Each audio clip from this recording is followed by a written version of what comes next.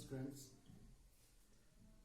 आज का टॉपिक है अब सब्जेक्ट अप्लाइड मैकेनिक्स के फ्रिक्शन चैप्टर से हम आज बात करेंगे equilibrium of a body lying on a rough horizontal plane, यानी एक रुक्ष क्षैतिज समतल पर रखे पिंड के संतुलन के बारे में आज हम बात करेंगे। माना एक पिंड है जो एक रुक्ष क्षैतिज समतल पर रखा हुआ है, रुक्ष क्षैतिज समतल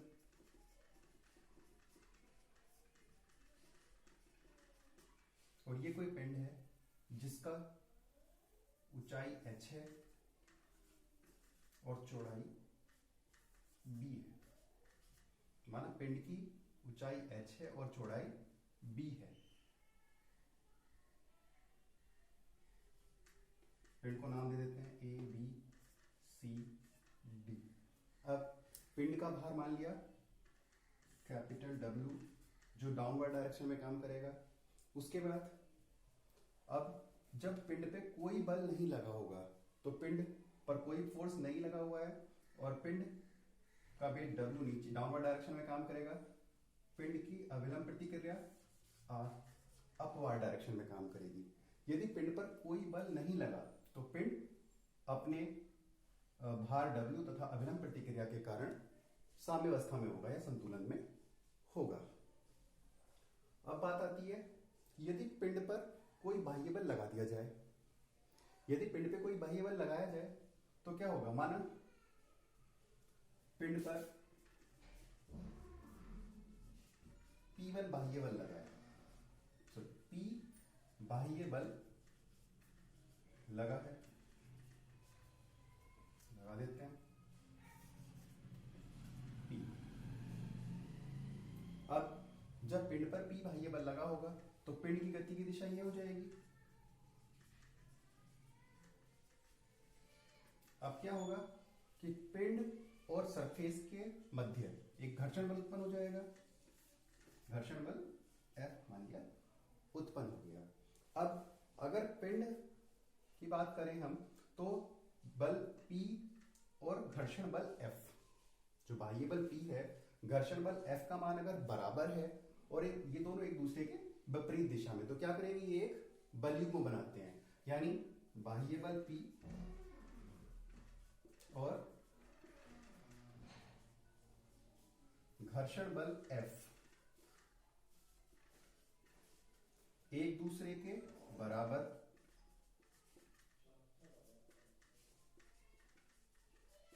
तथा दिशा विपरीत होने के कारण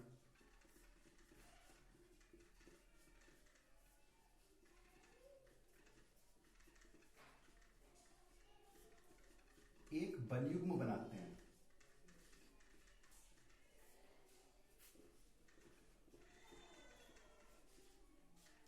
जिस बलयुग्म के कारण क्या होगा कि ये जो पिंड है ABCD, ये पॉइंट C पर लुढ़कने की प्रवृत्ति रखेगा और इस बलयुग्म का आघूर्ण कितना हो जाएगा,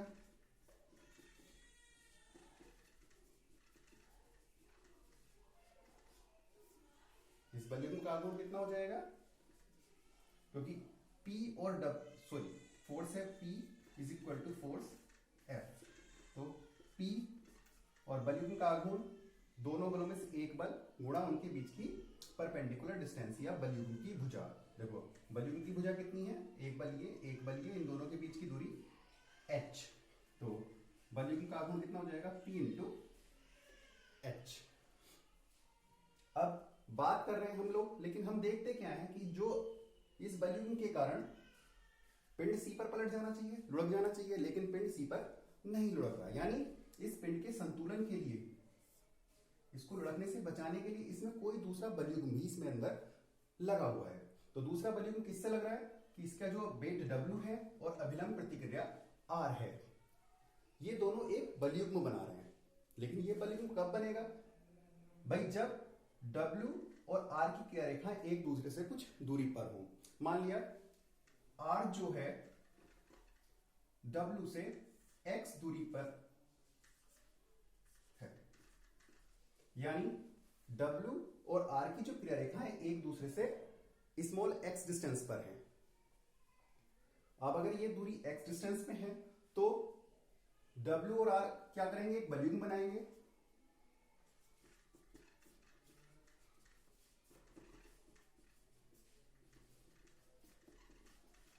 अभिलंब प्रतिक्रिया R एक वॉल्यूम बनाते हैं।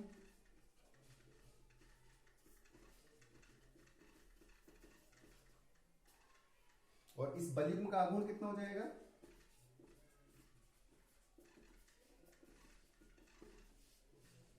कितना हो जाएगा इस वॉल्यूम का आघूर्ण? फोर्स क्या है, W एंड R।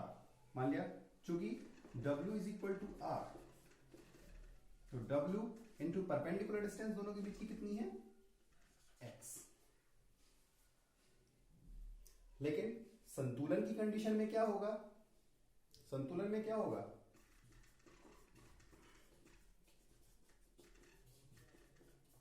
संतुलन के लिए ये वॉल्यूम का आघूर्ण बराबर ये वॉल्यूम का आघूर्ण होना चाहिए, यानी P into H is equal to W into X होना चाहिए। अब यहां से अगर x का मान निकालें तो कितना हो जाएगा, पी एच अपॉन डब्ल्यू। लेकिन हम क्या देखते हैं कि x का मान मैक्सिमम कितना हो सकता है, अगर इस फिगर को देखा जाए, इस फिगर के अकॉर्डिंग x का मान अधिकतम कितना हो सकता है, x का मान अधिकतम ये हो सकता है, ये कितनी है डिस्टेंस b/2, यानी x का अधिकतम मान कितना हो सकता है, b/2 हो सकता है, यानी x is equal to b/2। जब x का मान हम इक्वेशन 1 में पुट करते हैं तो क्या होगा, b/2 बराबर पी एच अपॉन डब्ल्यू। अब x का मान लेते हैं कि x के अधिकतम मान के लिए p का मान p1 है, मैक्सिमम वैल्यू। तो यहां से देखो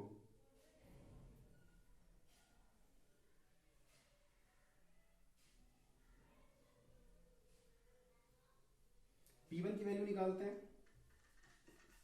क्या आएगी,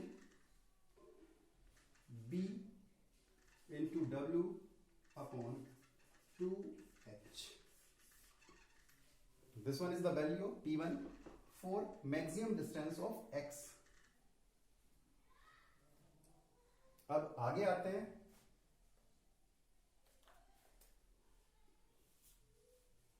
देखो ये तो हो गया कि जब कोई बॉडी हमारी एक रफ हॉरिजॉन्टल प्लेन पर रखी हुई है और उसके हम इक्विलिब्रियम की बात कर रहे हैं, तो इक्विलिब्रियम में क्या हो जाएगा कि जो मैक्सिमम फोर्स P1 हमारा आ गया BW अपॉन 2H आ गया। लेकिन हम बात कर रहे हैं पिंड के फिसलने तथा लुढ़कने के प्रतिबंध। पहले बात कर रहे हैं पिंड के फिसलने का प्रतिबंध।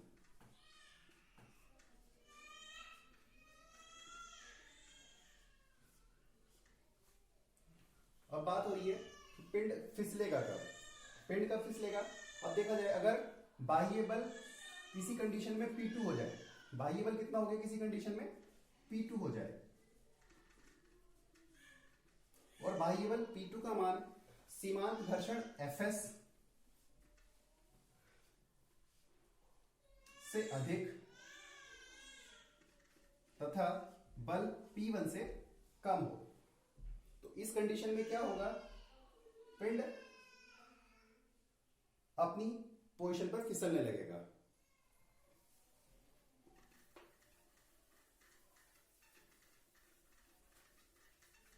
अब आगे थोड़ा और प्रूव कर लेते हैं इसको कि Fs, मान लिया Fs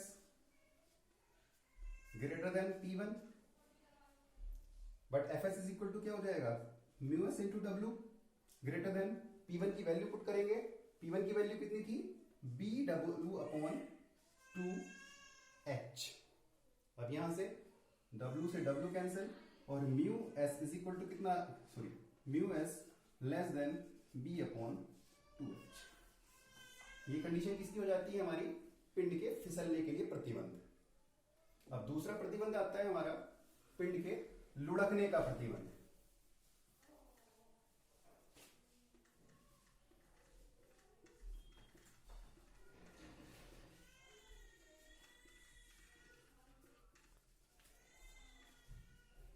पिंड के लुढ़कने की अगर बात कर रहे हैं तो पिंड कब लुढ़केगा कि जब जो बाह्य बल P2 है किसी कंडीशन में,